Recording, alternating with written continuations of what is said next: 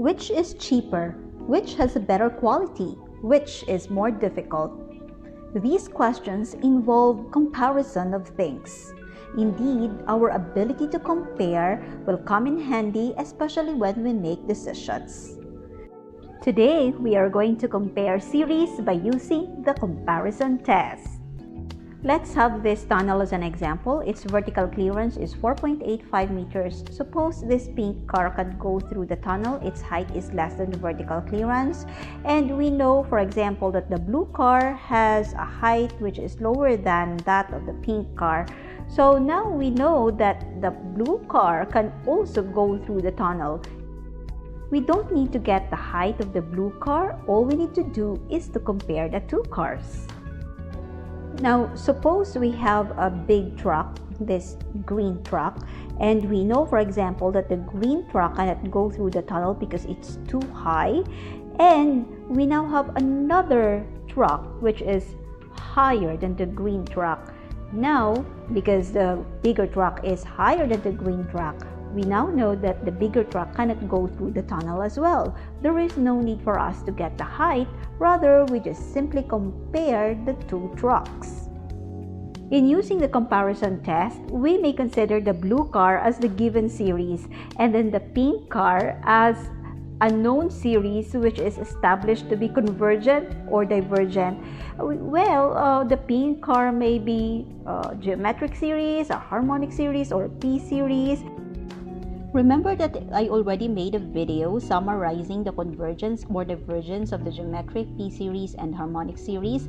We also have here a table that my student Farah Jean made, and this table summarizes the convergence and divergence of the series that I mentioned a while ago. So this is the comparison test. Suppose that summation of A sub n and summation of B sub n are series with positive terms. If summation of B sub n is convergent and A sub n is less than or equal to B sub n for all n, then summation of A sub n is also convergent. If summation of B sub n is divergent and A sub n is greater than or equal to B sub n for all n, then summation of A sub n is also divergent. So remember that in the definition we have two series, and we make sure that all terms are positive for these two series, and then the other series, the summation of B sub n, must be convergent, and then we compare the terms for all n, and we make sure that A sub n is less than or equal to B sub n, and that will make the other series to be convergent as well.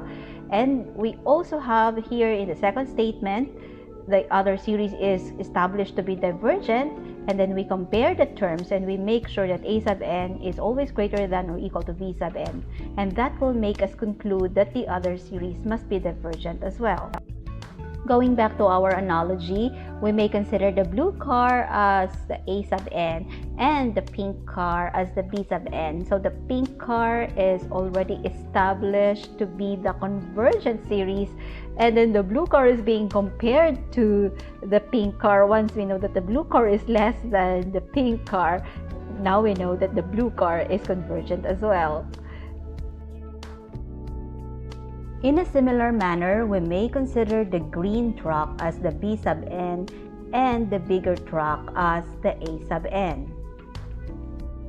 Here is another helpful test, the limit comparison test. Suppose that the summation of A sub n and summation of B sub n are series with positive terms if the limit of A sub n divided by B sub n as n approaches to infinity is equal to C, where C is a finite number and C is greater than 0, then either both series converge or both diverge.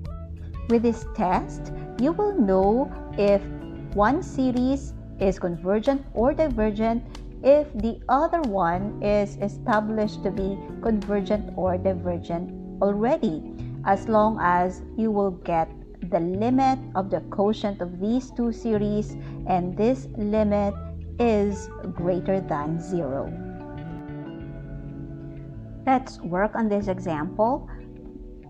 We need to ask two questions, and the first one is, are the terms positive? Of course, all terms are positive. There is no negative sign, no minus, no subtraction. So we are safe. we have satisfied the premise for the comparison test. And next, we need to know the answer to this question. What should I compare it with in order to show its convergence or divergence? Well, we can think of a geometric series. Consider this given series, and then you just have to subtract 1 from the denominator. What are we going to get? We are going to get this series, which is in fact a geometric series. So just a quick explanation why this series is considered to be geometric. Well, we can just make use of what we know about algebra and rewrite the expression to come up with this structure.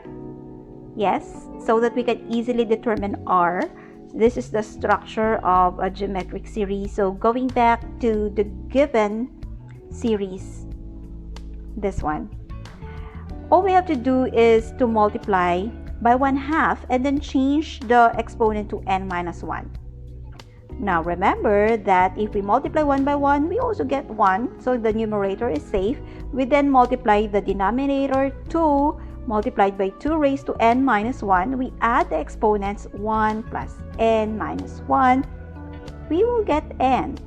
So denominator is safe. This expression, this series is still equal to the original series. And we may also rewrite it in this way. We can raise the numerator to n minus 1, and still the numerator becomes 1, so we can still use equal symbol.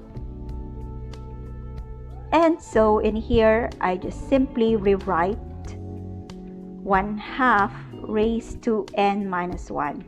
So this is the desired structure of the series, so that we can easily see that R is 1/2, so R is less than 1.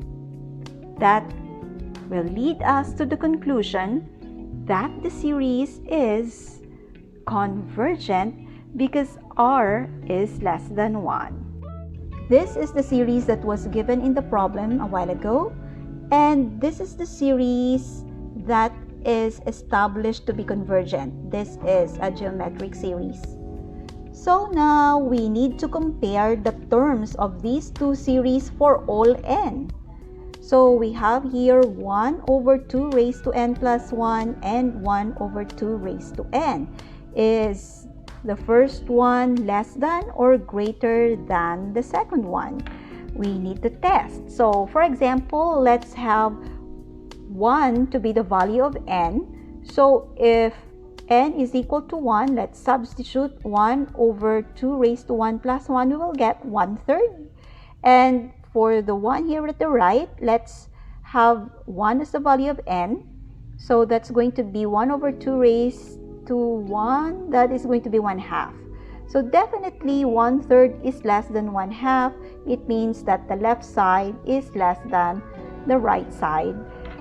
We may also consider the denominator only. So we have here 2 raised to n plus 1 is always greater than 2 raised to n, and that is for all cases of n. That's obvious because we added 1 at the left side. Now, if we are going to get the reciprocal of the denominators, obviously the left side is now going to be less than the right side. So this is true for all values of n. So, by the comparison test, we may say that the summation of 1 over 2 raised to n plus 1 ranges from 1 to infinity, is also convergent. Now, I want you to use the comparison test to determine if this series is convergent or divergent. Enjoy! Hello, calculus learners! Today we have a very special guest, and that's your advisor, Dr. Delgado. We are here to remind you that you are enough and you are awesome. That is, please remember that you should not compare yourself to others, because what you see in social media may not necessarily depict what is the reality. I'm so happy to remind you once again to love yourself, be who you are, and be who you wanted to be. Know that you are enough, you are amazing, you are extraordinary, and enjoy life to the fullest. So don't compare, be yourself.